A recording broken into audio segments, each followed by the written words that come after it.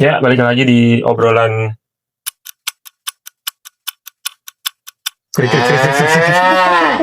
sebenarnya podcast aja lah. Yang kedua tadi kan pilot version. Uji coba lah, jadi kita nyari tahu apa yang kurang. Terus untuk di berikutnya, walaupun masih kita yang sama. Jadi kurang apa? Yang kurang adalah kita tadi nggak ada bahasan yang spesifik. Dalam artian tadi ya cuma ngalor ngidul aja, terus gue juga bingung kapan masuknya ketika Dandi ngejelasin, dan Dandi juga nungguin gue masuknya. Jadi tadi kayak saling tunggu-tungguan. Dandi kapan diberhenti nih?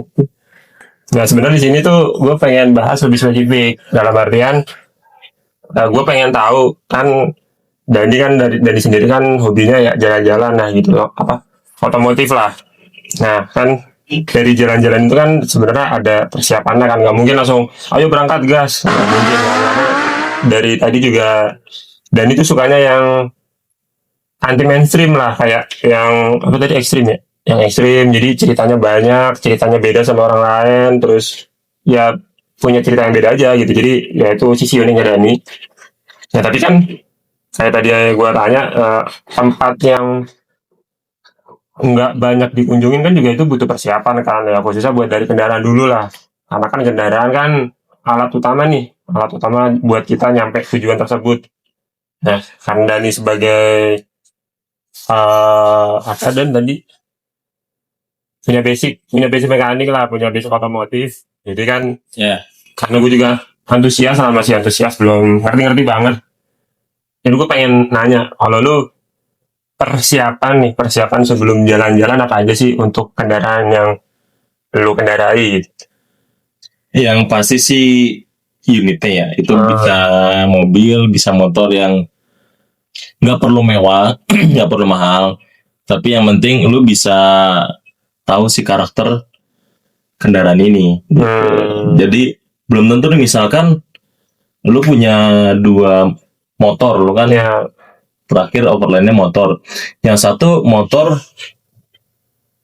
Supra X ya kan, yang punya itu, yang satu itu udah menemani perjalanan lu nih sekitar 7 tahun lah, kita 7 tahun. Lu udah tahu kan dia tuh kayak gimana karakternya, harus bagaimana ngelewatin jalan terjal pun dengan motor BBX 125 pun bisa. Kalau misalkan lu tahu karakter si motor ini. Nah, basic itulah, lu punya 2 motor, satu itu Supra X 125 itu, yang kedua baru lu beli. Itu motornya Ninja 2,5 lah, atau Ninja 250 cc. Itu kalau cara milih yang proper gimana sih?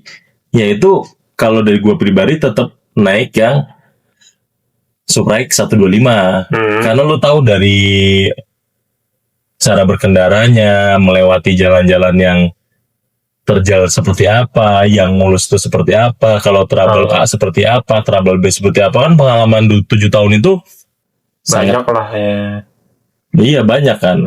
Nah kalau yang lu baru beli nih Ninja 250 cc itu kan mungkin lu baru beberapa hari gunakan, habis itu langsung lu gunakan overland gitu, jauh, jalan jauh. Ya jadi itu minusnya, saat lu gunakan itu pasti lu nggak senyaman pakai Supra X 125 ini, karena lu harus adaptasi dulu perjalanan jauh gitu kan, apalagi baru first time lu perjalanan jauh pakai motor tersebut. Kecuali lu udah pengalamannya jauh daripada itulah ya, untuk naik motor sport tersebut. Itu belum lagi ntar kalau misalkan handlingnya di pegunungan gimana, di jalan terjal gimana, kan itu lu mungkin belum familiar lah untuk unit tersebut. Belum lagi ntar kalau misalkan trouble shooting gitu, lu kan belum menemukan solusi terbaik dari motor tersebut. Kalau yang Ninja 2,5 itu, Ninja 250 cc itu, jadi lu bakal ribet di perjalanannya. Karena kalau kita overland itu bukan masalah mobil siapa yang paling mewah, terus motor siapa yang paling mahal, yang paling bisa bawa barang banyak, itu bukan soal itu, tapi soal kita menikmati perjalanan tersebut dengan unit apa yang kita bawa. Kayak gitu. Berarti ketika gue udah tahu untuk jalan jauh emang gue cocoknya pakai motor lama lah, karena juga kan emang dari gue juga udah kenal karakter motor gimana, tarikan gasnya gitu-gitu lah. Nah berarti setelah kita tahu nih setelah kita tahu profil berkendara kita kayak gimana, berarti langkah selanjutnya apa sih yang harus lu persiapin lah gitu. Jadi motor ini ya udahlah, nih motor gue pilih buat A few moments later. motor ini gue pilih buat perjalanan kali ini. Terus berarti langkah selanjutnya apa tuh setelah lu tahu profil berkendara lu gitu?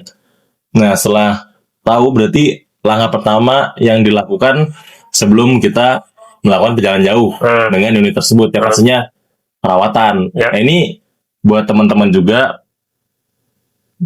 ini gue ngobrolnya sesuai dengan ekonomi ya, karena banyak di luar sana mungkin langsung road trip, langsung kita dapat sponsor nih, mobil baru langsung kita gunakan. Itu kan POV-nya beda lagi kan. Itu karena untuk troubleshooting atau kemungkinan yang akan terjadi tuh semua udah tercover. Kalau ini kan POV-nya tuh harus modal sendiri lah ya. Dari diri sendiri, tuh modal sendiri, diri sendiri, dan bagaimana caranya senyaman itu gitu. Yang pertama tadi kan pasti perawatan ya, perawatan berkala. Nah, karena kita udah familiar sama motor yang kita bawa, itu pasti kita tahu bagaimana harus merawatnya. Maksudnya bagaimana itu? Karena kita tahu nih sebelumnya itu dia punya trouble apa, dan sebelumnya itu yang udah diganti baru apa aja. Jadi persiapan yang akan dilakukan itu tepat. Kalau misalkan motornya kita baru beli dan nggak tahu karakternya, nggak tahu sebelumnya itu bagaimana, kecuali kita pakai unit baru pun kita tetap belum tahu nih karakternya seperti apa. Bahkan kalau itu kan benar-benar udah tahu ya, apapun yang pernah diganti di motor tersebut atau yang belum diganti di mobil tersebut, itu udah tahu. Jadi persiapan itu yang pasti maintenance berkala, sama sekiranya dari servis sebelumnya itu yang perlu diganti apa aja. Karena di jalan itu yang harus kita rawat betul-betul tuh kendaraan. So kalau misalkan kita mungkin kelaparan lalu mungkin sakit, itu kan ya udah kita bisa istirahat gitu. Tapi kalau misalkan unit yang mati, trouble itu yang sakit bakal dua, ya kan? Dompet sakit, motor juga harus diperbaiki perlu waktu. Benar. Lalu kita harus mengantar motor tersebut atau mobil tersebut ke tempat yang sekiranya proper buat perbaikan. Itu sakitnya 2 kali. Kalau misalkan unitnya itu sehat, yang sakit cuma kita, namanya orang sakit kan masih bisa dipaksain. Atau kita minta tolong bantuan orang, itu kan ringan kan, minta tolong bantuan orang untuk bawa unitnya kalau sekiranya nggak kuat gitu. Cuma kalau udah mobilnya yang trouble, itu banyak lah, itu banyak minta tolong orang. Nggak mungkin minta tolong orang dorongin satu orang, nggak mungkin kan satu orang. Ketepin aja kadang satu orang juga pegel juga. Betul. Tuh. Sepakat. Nah, tapi itu kan dari yang udah tahu ya. Nah, kalau misalnya kita masih awam lah soal kendaraan tuh, nah berarti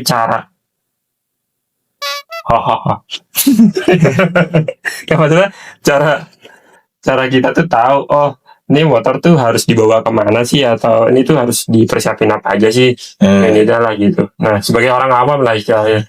Kan kalau tadi kan POV-nya ya lu udah pengalaman, udah tahu sih kendaraan ini tuh riwayatnya bisa gimana. Nah, kalau belum tahu berarti itu orangnya gimana belum tahu? Modal nekat kan banyak. Udah nekat berarti bukan motor sendiri gitu? Ya enggak, motor sendiri juga, tapi dia baru pertama kali. Kalau nggak nekat nggak jalan-jalan nih. Nah itu dia. Kadang keberuntungan juga nomor 1. Tapi itu nggak, ya gimana ya? Yang pastilah, jadi yang pasti ya maintenance lah. Udah taruh aja itu motor ke tempat bengkel mungkin langganan ya, yang kira-kira terpercaya. Tuh taruh di situ, request lah ini mau perjalanan jauh. Simpelnya sih gitu. Tapi kan Ini kalau lebih spesifiknya. Gitu. Udah gitu doang jawabannya. Iya. Oke. Nah kira-kira nih, kalau misal bodo amat lah, motor gue juga masih baru, terus nggak pernah trouble, terus ya udah pas berangkat ya berangkat aja gitu. Menurut lu aman nggak? Ya nggak apa-apa, terserah yang punya motor. Masih lu mekanik. Aman. Selagi dompetnya aman. Dompet yang pertama ya. Dompet, yang penting dompet. Karena ini POP-nya yang proper gimana ya, yang hebat gimana. Kalau para penonton punya uang banyak, habis itu mau langsung nekat jalan, ya nggak apa-apa juga. Iya sih. Ya kan langsung ke bengkel, trouble nih ke bengkel, ya nggak apa-apa sambil ngopi, ya kan, Iya. sambil nunggu di repair, nggak apa-apa. Kalau ini lebih tips dan triknya. Tips and trik perjalanan aman tuh dompet dulu harus diamanin ya. Iya. Kayaknya inti banget ya, intinya dompet tuh dah. Kalau dompet nggak aman, perjalanan juga kayaknya nggak aman. Iya sih. Yang penting itu ekonomi. Ya nggak mungkin kan? Ya logika aja, geblek aja. Kalau misalkan lu punya Supra X 125, lu punya duit 500.000, mau ke Bali, bisa. ngecrek kayak ini apa namanya? Bisa nggak Vespa. nyampe. Kayak anak-anak Vespa gitu ngecrek di pinggir jalan. Ya ceban lu jadi bisa lah. Ya begitu. Jadi mau ke arah mana lagi nih Bang Adi? Ya enggak, tadi lu nanya resiko. Kata lu kalau dompet aman dia aman. Ya resikonya paling kalau yang seriusnya nih. Kalau yang seriusnya Itu udah serius. resikonya trouble yang terjadi itu kita harus menganalisa lagi dan kita nggak bisa tahu tuh sejak awal. Yaitu contoh, misalkan tahu nih kampas remnya habis, berarti di perjalanan yang harus dihemat. Kalau contoh kita pakai motor manual atau mobil manual, ya berarti ngeremnya jadi jarang, ya kan? Karena tahu nih kampas remnya udah 20%. Gimana cara ngeremnya jarang? Kita pakai saat turunan itu kita pakai engine brake, gitu kan? Berarti kan kita udah tahu. Ya. Gitu. Tapi kalau belum tahu itu resikonya seperti itu. Kita nggak tahu. Contoh kecil tuh kampas remnya sudah mau habis, tapi kalau kita udah tahu dari awal, kita bisa hemat. Tapi kalau nggak tahu, itu kita bisa kehabisan di jalan. Dia kalau kehabisannya di kota, kalau kita kehabisannya di tempat yang nggak ada kampas rem, Betul sih. mau kita ganjil pakai sendal jepit. Bisa sih kalau lu naik sepeda ya. Kalau naik motor kayaknya nggak bisa. Itu resiko yang akan dihadapi kurang lebihnya seperti itu.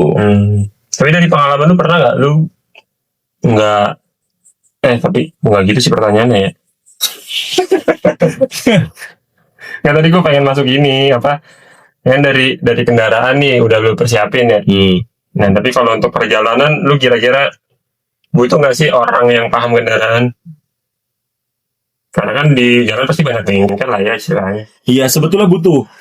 Jadi kalau buat orang awam, contoh sederhananya lampu mati nih, lampu depan terutama ya, masih lampu depannya halogen. Kasih apa namanya tipe terendah di mobil biasanya masih pakai bolam ya. Lampu ayam. Lampu ayam. Lampu ayam kan di suatu momen misalnya di hutan, mati itu lampunya kanan kiri. Ya. Jadi Ya kita nggak ngerti apa-apa kan. Kalau kita tadi POV-nya cuma ke bengkel doang, taunya kesulitan dong, nggak gelap, langsung julang duluan, nyebur udah terang tuh, tamat ya. terang di bakal langsung. Iya, Nah betul. itu kalau kita punya orangnya ngerti juga, coba tabok dulu headlampnya. Oh, aku kira orangnya. Iya, kalau tabok orangnya ya jangan. Tabok dulu nih. Headlampnya ternyata nyala, lumayan kan? Ini dari ide si mekanik gitu Kita yang benerin itu. TV dulu ya. Iya tadinya layarnya kotak kecil nih, jabret langsung, beng, langsung gede. Pernah nggak lu? Bapak gue pernah sih, gue belum pernah. Iya lu kalau Gue takut rusak aja masalahnya. punya TV sharp itu pas waktu gue dulu SD itu layarnya kadang nggak berwarna, abu-abu. Kalau digebrak, brak, langsung berwarna. Gue kira pecah. Itu. Nah kalau TV sekarang digebrak Kayaknya nggak bisa.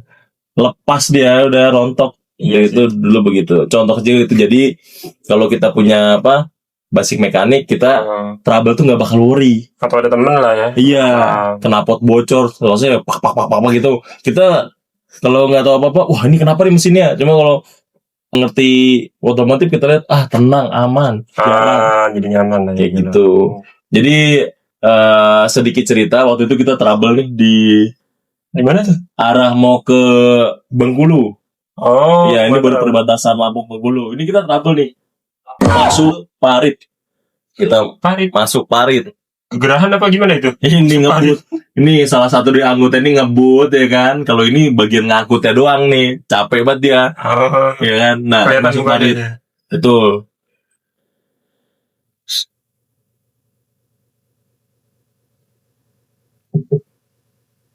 Dia kan lagi ngomong. Lalu guys. Halo ya.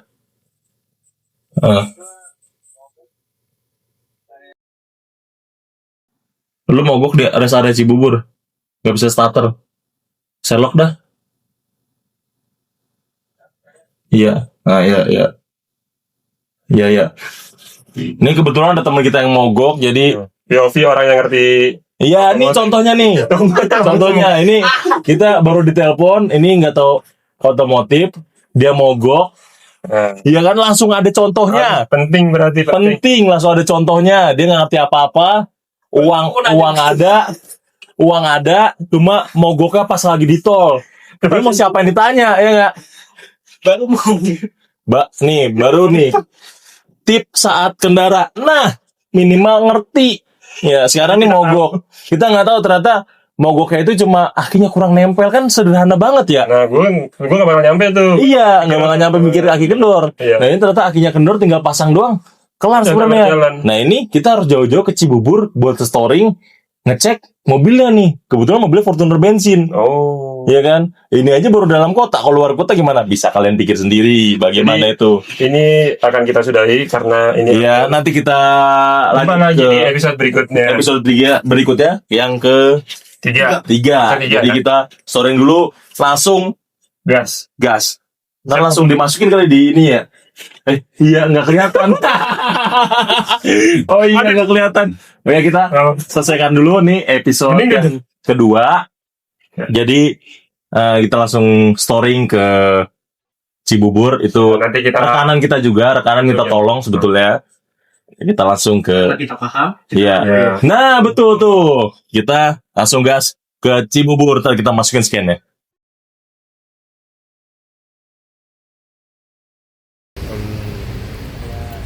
Logam biasa lah orangnya. Udah 2 kali kan. Iya.